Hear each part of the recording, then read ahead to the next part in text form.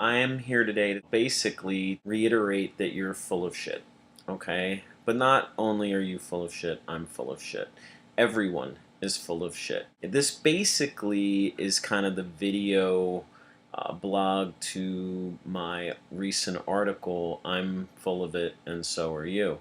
But my goal is to convince you that you can't trust your own thinking for the most part. This has been a recurring theme throughout my writing and throughout my career as a therapist. And when I've been in therapy myself, my therapist has always offered me alternative viewpoints of ways that I perceive things. So that's the basic part, and in the article I talk about a lot of the technicalities like defense mechanisms, and projection is the biggest one. I can't get over, ever since I've studied projection and object relations theory in a little more detail, I can't get over how much our internal world, our unconscious, is projected into the external world.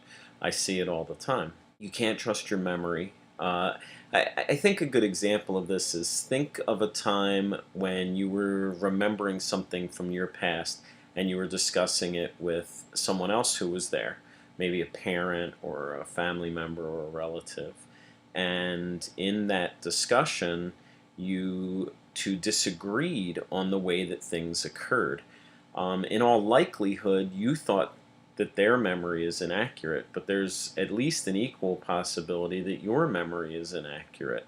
Memory is malleable. This has been shown in experiments time and time and time again. So that's not even a point that can be argued. Everyone's memory is malleable. I hope when I teach Intro to Psych, in one of the experiments we do in class with a volunteer, that I get that through to a lot of the students. But probably the only one that's coming away from that experiment with the idea that memory is malleable is the one that did the experiment. That's probably the only one. Maybe one other or two others, but probably the rest of them were like, oh yeah, she's just not that bright, thinking she had memories that she didn't. So memory is malleable. You have all these defense mechanisms working. You're projecting your own internal world into the external world. There are numerous times in a day or a week that you are mistaken, that your perception is inaccurate. One of my more popular articles is related to this, and it's called "The Truth Will Not Set You Free." And part of the reason that it's popular, I think, is because I used a quote by Jesus, and a lot of religious people have taken offense to that, because apparently the truth will set you free was said by Jesus. I'm contradicting Jesus. God forbid. Alright. Anyhow, in that article, I argue that our perceptions are inaccurate, and I use this video, Dr. Scholl's. I'm not going to show a clip of the video, you should watch the video. But one of the things Dr. Scholl's points out is that often when we get in disagreements, we have the ignorance assumption that perhaps the person that disagrees with us is just ignorant.